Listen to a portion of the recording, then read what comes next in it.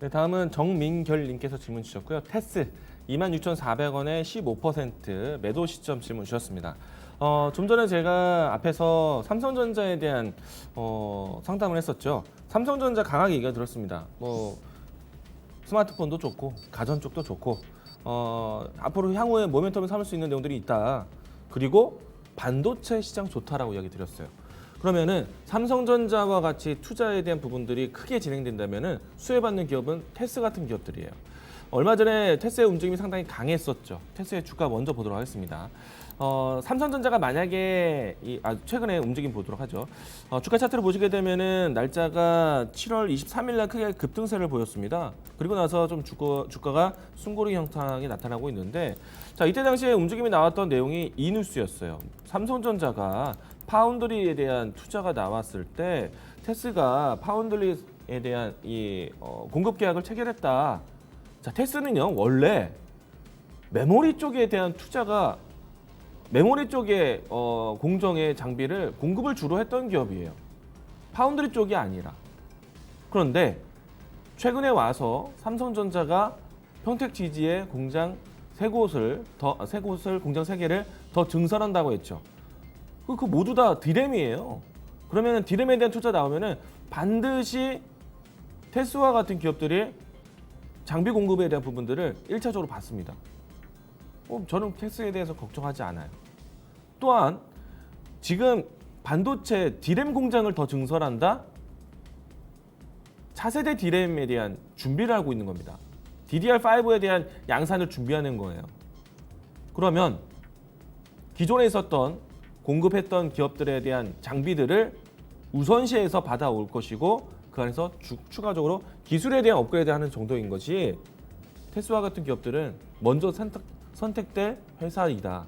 지금의 주가는 오히려 주가 눌림목이라 보고 다시 한번 매수를 준비할 수 있는 종목이다 라고 보시면 좋을 것 같고요.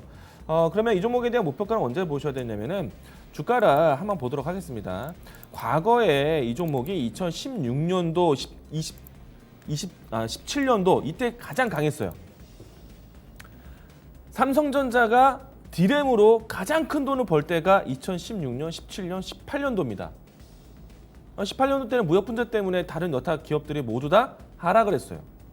제외하고 16년, 17년도에 디램에서 돈을 가장 많이 벌었을 때 이런 기업들이 같이 벌었다는 얘기예요.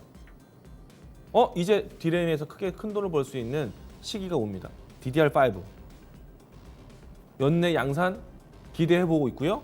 내년부터 해서 본격적으로 고객사에게 납품한다면 삼성전자는 정말 큰 돈을 벌 거예요. 그럼 이 기업들도 같이 보셔야 돼요.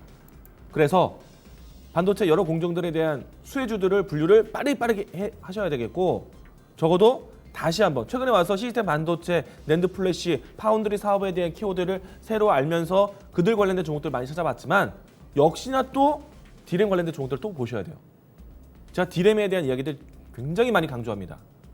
디램에 대한 이야기들을 앞으로도 꾸준하게 이야기 드릴 거예요. 테스 같은 기업들이 먼저 선봉해서 공급하는 회사이다 라고 이야기 드리겠고요. 테스는 사실 반도체 공정에서 전공정에 있는 분야에 있는 모든 공정에 좀 다양하게 장비를 공급할 수 있는 회사이기 때문에 앞으로도 꾸준하게 이 공급 계약에 대한 뉴스들이 곧잘 나올 수 있는 회사이기 때문에 그와 같은 뉴스들이 있다면 언제든지 시세에 대한 움직임들 강하게 나올 수 있습니다. 이 종목에 대해서는 크게 걱정하지 않는다 이야기 드리겠고요. 주가가 지금 현재 15%이신데 만약에 직전에 올라오기 이전에 24,000원대 박스권 돌파를 했거든요. 24,000원대에 대한 가격이 나온다면 비중을 좀 더 닫는 전략까지도 이야기를 드리겠습니다. 목표 시점은요. 디램에 대한 시장 폭발력이 좀 나왔을 때 직전에 있었던 다음 매물대가 33,000원 정도 구간입니다. 이 라인대까지는 1차적으로 목표가를 설정하셔도 좋다 이야기를 드리도록 하겠습니다. 이 종목 내려오면 비중 확대 그리고 강력 홀딩 이야기 드리겠습니다.